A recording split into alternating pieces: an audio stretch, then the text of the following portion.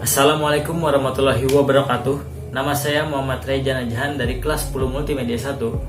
Di sini saya akan menjelaskan keunggulan dan kekurangan dari Photoshop dan CorelDRAW. Yang pertama-tama kita akan bahas adalah CorelDRAW. Apa sih CorelDRAW? CorelDRAW adalah aplikasi yang berbasis vektor. Keunggulan dari aplikasi ini adalah apabila kita zoom, gambar itu tidak akan pecah.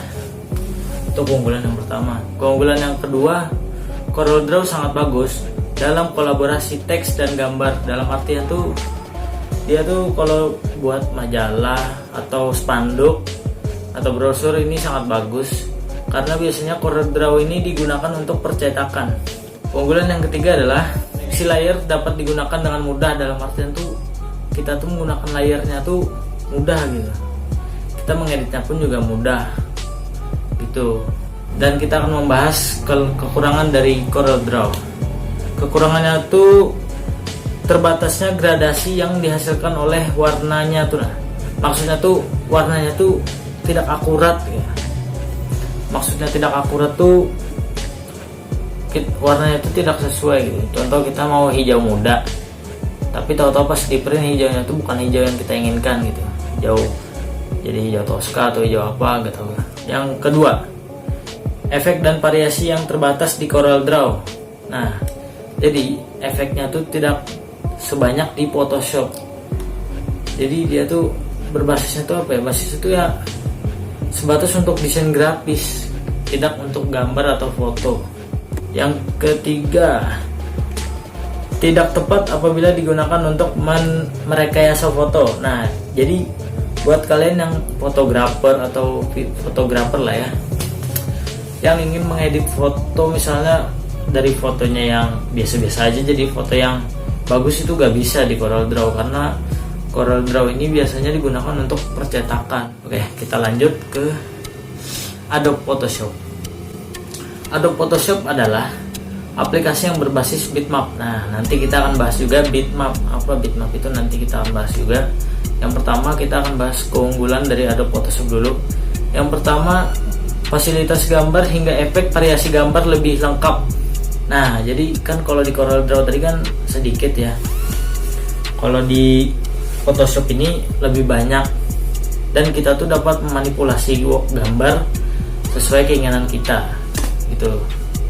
Yang kedua, bisa menyimpan dalam berbagai format dengan berbagai kualitas gambar dan resolusi dan ukurannya. Nah, maksudnya tuh kita tuh dapat menyimpan filenya tuh dalam berbagai bentuk format gitu. Contoh kita ingin menyimpan dari PDF, JPG atau WMG, itu bisa, tentu bisa, karena ya lengkap. Yang ketiga, file hasil editan bisa disimpan dalam bentuk JPG dengan kualitas yang bagus. Nah, jadi kualitas gambarnya itu bagus, tidak apa ya? Tidak apa, untuk fotografer ya itu sangat bagus. Biasanya fotografer juga menggunakan Photoshop ini untuk mengeditnya gitu. Nah, kelemahan dari Adobe Photoshop yaitu kurang bagus untuk pembuatan desain majalah, cetak, brosur, dan banyak teks. Nah, apa maksudnya itu?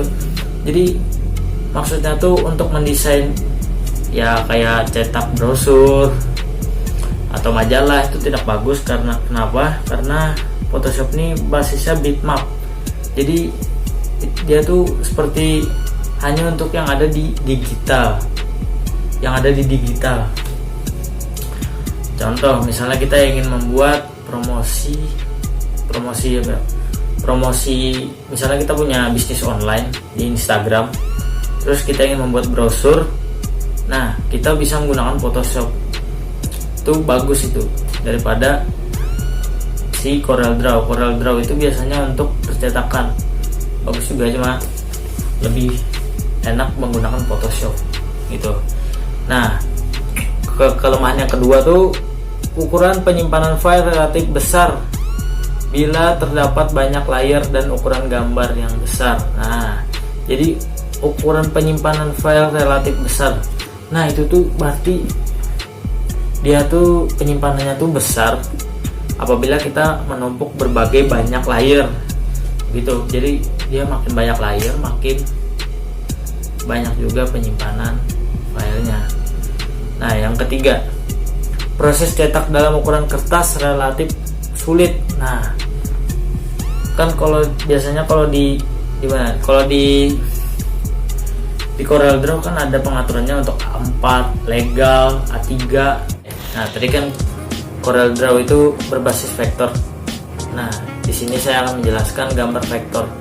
Gambar vektor adalah sebuah gambar yang dihasilkan dari perpaduan antara titik dan garis dengan rumusan matematika sehingga membentuk sebuah poligon yang menggambarkan objek gambar tertentu. Nah, jadi vektor itu dia tuh garis disatukan, setelah disatukan dia tuh membentuk suatu objek atau gambar gitu ya, membentuk objek gambar tertentu. Misalnya kita ingin membuat vektor wajah, kita taruh wajah ya kan, terus kita garis mengikuti lekukan wajah. Nah, garisnya itu nanti akan membentuk menjadi gambar wajah kita gitu. Oke. Nah, tadi kan ada juga di Photoshop itu kan berbasis gambar bitmap. Nah, di sini gambar bitmap itu adalah sebuah gambar digital yang tersusun dari sekumpulan titik-titik atau juga disebut dengan pixel. Warna-warna tertentu pada masing-masing pixel sehingga membentuk sebuah gambar yang dapat ditampilkan pada sebuah komputer dan media kertas. Nah, jadi bitmap itu gambar digital. Nah, maksud itu kita melihat itu di layar komputer atau handphone ya begitu, yang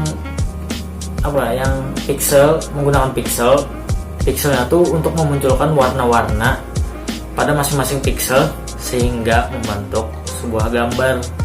Nah, jadi bitmap tuh tergantung pada pixelnya tuh kayak membentuk sebuah warna-warna lalu membentuk sebuah gambar. Jadi kalau tanpa pixel kayaknya nggak bisa, kayak gitu ya. Next, nah resolusi, kita akan membahas resolusi juga. Jadi resolusi adalah istilah yang digunakan untuk menyatakan jumlah titik atau pixel yang digunakan untuk menampilkan suatu gambar. Semakin tinggi resolusinya semakin bagus. Jadi resolusi ini kan kita tadi itu kan ada pixel ya kan. Jadi kalau ini resolusi itu istilah yang digunakan untuk menyatakan jumlah titik atau pixel yang digunakan untuk menampilkan suatu gambar. Jadi dia tuh resolusi ini untuk menyatakan gitu, wah kalau ini ada pixel yang masuk dan dia tuh menyetujui dan langsung membentuk sebuah gambar. Terus pixel, apa sih pixel? Pixel adalah unsur gambar atau representasi sebuah titik terkecil dalam sebuah gambar grafis yang dihitung per inci. Nah, jadi resolusi ini dihitung tuh per inci. Wah, bayangkan per inci ya. Jadi pixel itu kecil ukurannya, kecil. Jadi begini saja video dari saya. Salah hilap, saya mohon minta maaf. Terima kasih telah menonton video ini dan saya mohon maaf apabila saya ada salah. Ya, ini saja. Assalamualaikum warahmatullahi wabarakatuh.